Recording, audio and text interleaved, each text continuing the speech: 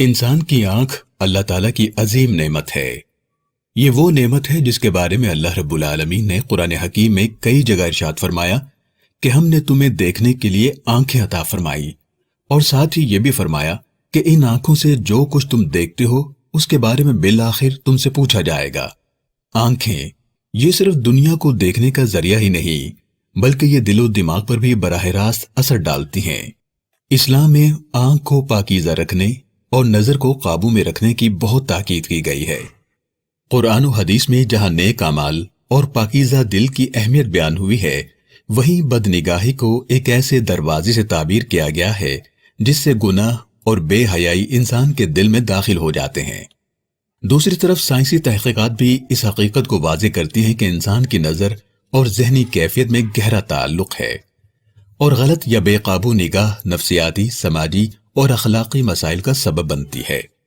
بدنگاہی کا مطلب ہے کسی غیر محرم مرد یا عورت کو شہوت کی نظر سے دیکھنا یا جان بوجھ کر ان چیزوں پر نظریں ڈالنا جو شرعاً ممنوع ہوں۔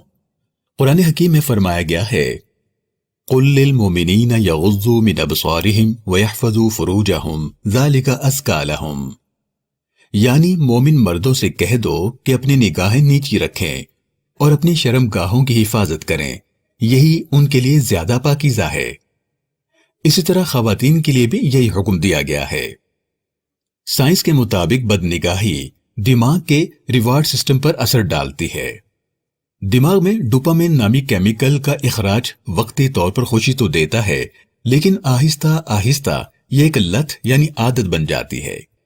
یہ ایڈکشن ذہنی سکون کو برباد اور فیصلے کی صلاحیت کو کمزور کر دیتی ہے۔ جبکہ بدنگاہی کے یہ نقصانات بھی سامنے آتے ہیں۔ دل سخت ہو جاتا ہے اور نورانیت میں کمی واقع ہو جاتی ہے، عبادت میں خشوع و خضوع کی کمی واقع ہو جاتی ہے، بدکاری اور دیگر فحش اعمال کی جانب رغبت بڑھ جاتی ہے، اور شرم و حیا جو ایمان کا حصہ ہے وہ بھی کم ہو جاتی ہے۔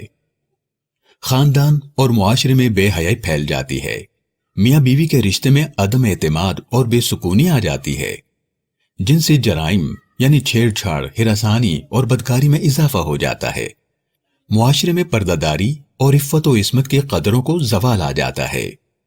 مسلسل بدنگاہی ذہنی اضطراب، ڈپریشن اور تنہائی کا سبب بن جاتی ہے۔ ہمارا دماغ نامناسب مناظر کا عادی ہو جاتا ہے، جس سے حقیقی تعلقات میں دلچسپی کم ہو جاتی ہے، یادداشت اور توجہ پر منفی اثر پڑتا ہے، کیونکہ دماغ کا ایک حصہ غیر ضروری خیالات میں الجھ جاتا ہے۔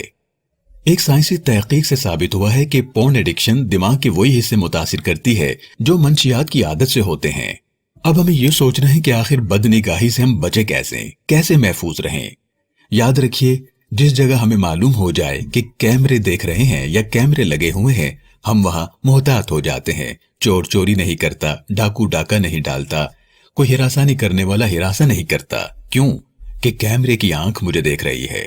تو یہ احساس کہ اللہ مجھے دیکھ رہا ہے، اس کو دل میں پیدا کرنا ہے، یعنی اللہ کا خوف پیدا کرنا، جیسا کہ قرآن حکیم نے حکم دیا ہے کہ اپنی نگاہیں نیچی رکھو۔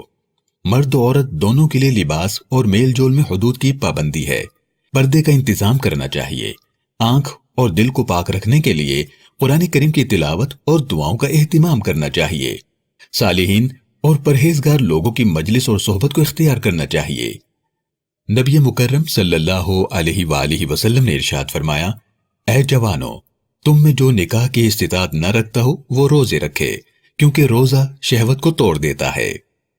اسی طرح ہمیں ٹیکنالوجی پر بھی کنٹرول حاصل ہونا چاہیے، یعنی انٹرنیٹ، موبائل اور میڈیا کے استعمال پر حدود مقرر کرنی چاہیے۔ کھیل، مطالعہ اور مثبت سرگرمیوں میں وقت گزارنا چاہیے۔ ایسے دوست، جگہیں یا مواد سے بچنا جو بدنگاہی کی طرف مائل کرتے ہوں۔ سیلف کنٹرول ٹریننگ، اس جیسے طریقے انسان کو اپنے خیالات پر قابو پانے میں مدد دیتے ہیں۔ بروقت شادی اور نکاح کے ذریعے انسان اپنی فطری خواہشات کو حلال طریقے سے پورا کر سکتا ہے۔ تو محترم سامعین و ناظرین کرام، بدنگاہی بظاہر ایک چھوٹی سی بات معلوم ہوتی ہے، لیکن حقیقت میں یہ بہت بڑے گناہوں اور ذہنی بیماریوں کا دروازہ ہے۔ اسلام نے انسان کو اس کے نقصانات سے بچانے کے لیے ابتدائی مرحلے پر ہی نظر کو قابو کرنے کی تعلیم دی ہے۔ جدید سائنس بھی اس بات کی تصدیق کرتی ہے کہ انسان کی آنکھ اور دماغ کا براہ راست تعلق ہے، اور غلط نظروں کا اثر نہ صرف ذہنی بلکہ جسمانی اور سماجی طور پر بھی تباہ کن ہے۔ لہٰذا ایک باشعور مسلمان اور ذمہ دار انسان کے لیے ضروری ہے کہ وہ اپنی نگاہ کو پاکیزہ رکھے تاکہ اس کی روح، دماغ، اخلاق اور معاشرہ سبھی محفوظ رہیں۔ یہی وجہ ہے کہ آقا کریم صلی اللہ علیہ وسلم نے ہمیں یہ دعا سکھلائی: اللہم طہر قلبی من النفاق وعملی من الریا ولسانی من الکذب وعینی من الخیانہ فإنک تعلم خائنۃ الأعین وما تخفی الصدور۔ یعنی فرمایا کہ اے میرے پروردگار، میرے دل کو منافقت سے، میرے عمل کو ریاکاری سے، میری زبان کو جھوٹ سے اور میری آنکھوں کو خیانت سے پاک فرما۔ بے شک تو آنکھوں کی خیانت اور دل میں چھپے رازوں کا جاننے والا ہے۔ آمین۔ والسلام علیکم ورحمۃ اللہ تعالی وبرکاتہ۔